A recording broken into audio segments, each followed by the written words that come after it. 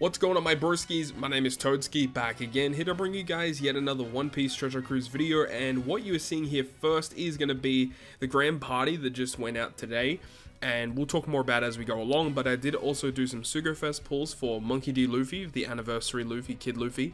That'll be uploaded on the channel at some point, so definitely look out for that if you guys missed the Sugofest pulls. But I really wanted to touch up on this grand party because there is a little bit of drama flying around right now because, you know, with the previous couple of seasons that have come out, people have obviously been able to abuse the fact that low combat power teams are the most efficient way in order to achieve the 15 victories required to get all the rewards in Grand Party. However, with this new season that has released, it looks to have been somewhat patched. And what we mean by that is that even though we can take the first two battles to reduce our combat power significantly, what happens is usually after you find maybe one kind of way to reduce your combat power to, let's say, under 100,000, you know, in that 50,000 range, when you go in for battle 2, you are unable to locate opponents that have really low combat power. And, you know, we've taken, you know, hours really for people to locate just decent teams in order to take on to try and reduce their combat power.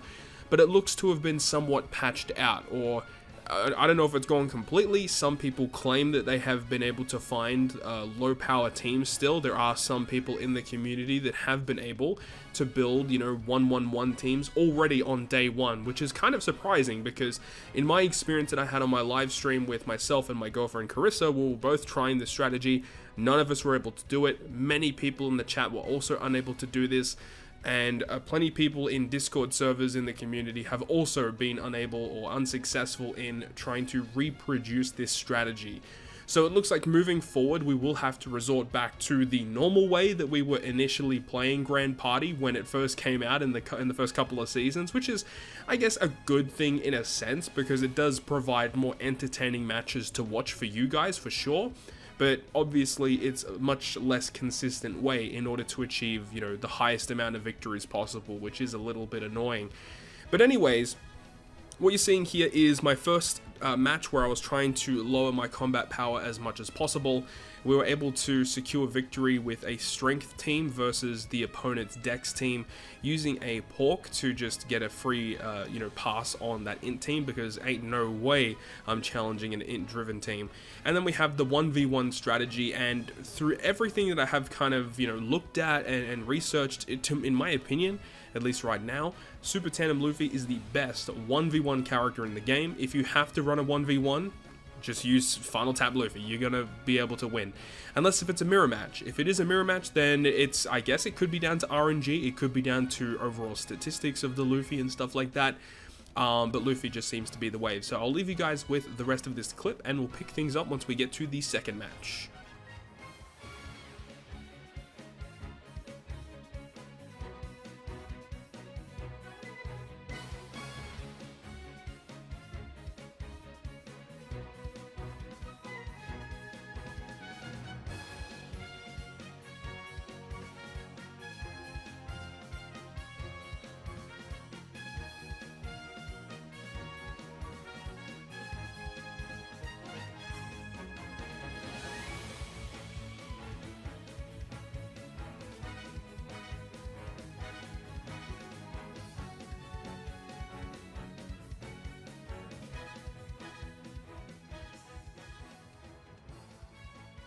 Moving forward into match number 2, this is where I wanted to still try and attempt to reduce my combat power to see that maybe in match 3 I could find a decent opponent. So I have a pig here that I'm just passing with here, and then I have two separate teams that both utilize 2 characters per team. So we have a 1-2-2 strat, which is still pretty decent for reducing our combat power, but unfortunately we are still unable to locate, you know, decently lower combat power teams. We're still finding teams that have very high power, and especially as the days progress with, you know, moving into day 3, day 4 even, I do think it's going to be very challenging, and we are going to have to increase the quality of these teams for sure. But in terms of the GP leader that we are using here, it's going to be Ace, and I probably want to showcase him tomorrow as well, because I do have a feeling that with Grand Party Day 2, I probably am going to have to resort to running, you know, pretty full combat squads. My idea is to try and maintain 5-5-1. That would be best case scenario, because it doesn't, you know, if you have, you know, the full 3 teams that are all 5-5-5, your combat power should be anywhere in the realm of at least 150,000. It probably, it might be lower, might be higher. But if you're able to have one of those teams straight up just be a Pork or just a really low combat power character, then we can still maintain our combat power to be kind of decent, and then we can still just find 2 teams on an opponent's squads to take on, and then use the pig against the team I don't want to challenge. That's probably going to be the strat moving forward. It seems relatively reliable, but of course when you get into that point in time where you don't have any more retries, then you probably do have to stick to full 5-5-5 squads just to ensure that you've got like a little bit of a backbone, just to ensure that, you know, if you do find yourself in a situation where you do get a little bit of an unexpected L, you have an extra team that can kind of back you up. So we're looking here at one of the strats where we have the 2 characters, and you know, Luffy, once again, as I said, he's a really good 1v1 character, but he's just a good character in general. Him with Kid have a really good bulk. Kid does really good damage here as well, but you see that the opponent's teams that we are coming up against, they're all just kind of like auto-generated teams. There is a button that you can press in team build that literally just generates an auto team for you. And there are still beginner players out there that will opt to do this. And my suggestion is, well, if you want to do that, you better be careful, because these teams are essentially free wins, because they don't have any synergy, the abilities are not great at all, and the fact that typically people that do this do not have their characters leveled up either like at regular level, like there's some characters that are like level 1 or something, but also their Grand Party or their Rumble skills in general are not leveled up, so they are very easy to take on. So you just see with a 2-man team, we can take on an 8-man squad very comfortably without too many issues. Because of the lack of synergy, of course. And with that, we're able to get our Ace Grand Party Burst skill completely maxed out, which we can carry into this final stage here. Ace's Grand Party ability is very good in terms of what it does as a Rumble ability, and also the special, the Burst itself, is very strong. While the actual utility effect of the Rumble Burst is really bad, like it only gives, like, I think it's a level 10 crit up to your shooters. That's kind of mid. But the actual damage that it provides, it targets all enemies for 4 times leader's base attack, so that's really strong, being able to just output that amount of damage whenever you want. And the activation requirement for his special is also really low. I think you only have to take damage 33 times or something, so that's pretty accessible. And the Rumble ability boosting Psy shooters and free spirit, so as long as you can build around that, Ace is actually a pretty solid leader. And as I said, I definitely want to try him out in day number 2.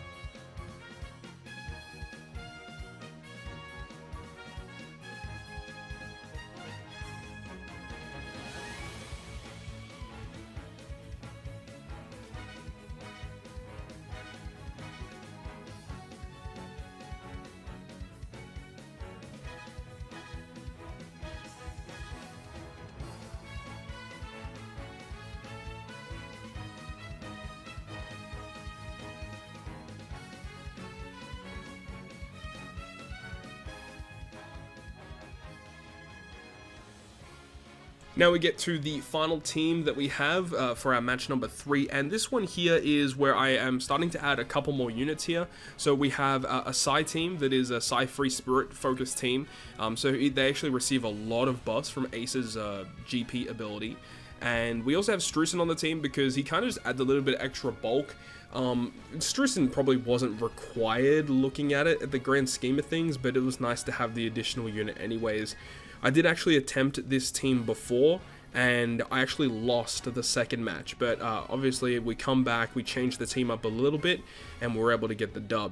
But yeah, it was mainly just due to the fact that I totally overlooked the fact that the second team didn't have, or actually had access to Legend Yamato. And Legend Yamato being able to do half stats and really good damage is obviously a big problem. So we just added extra units to ensure that we were able to get the dub against that. Realistically, could have just run the same team back and probably would have been okay. We might have just got unlucky with whiffs. I didn't even look at the way that I lost the first game. Probably should have done that. But either way, the combat power that we have right now, I believe it was in the realm of like 50 to 60,000 moving into day 2. So it's like not terrible, but I definitely could see myself, you know, having to change my teams a lot. The fact that also as we move into day 2 with 3 wins means that the amount of retries and refreshes that we have is also severely reduced. So we're getting to that point in time where we're going to just have to, you know, bite the bullet and build teams as they come, right? So it is what it is. It is unfortunate that the one-man strat is no longer accessible for a lot of players out there in the community. So we'll have to see how things moving forward. What I would suggest though is that if you're able to build a team that is, you know, 2 really good teams and then 1 like pig or like a regular story mode character, I would highly advise doing that, because then it enables it so that if you find them, you know, you can find opposing people that have, you know, 5-5-1 strats where you can just kill one of the teams guaranteed, and then you just have to focus on the 2 normal teams. You know, that does make things a bit easier. But it is going to wrap it up for me. Thank you so much for watching. Hopefully you enjoyed, and if you guys did, make sure to go ahead and leave a like. And if you want to stay up to date with all the content I post, including more One Piece Treasure Cruise content, make sure to hit the subscribe button down below. And that, guys, I'll see you guys within the next video.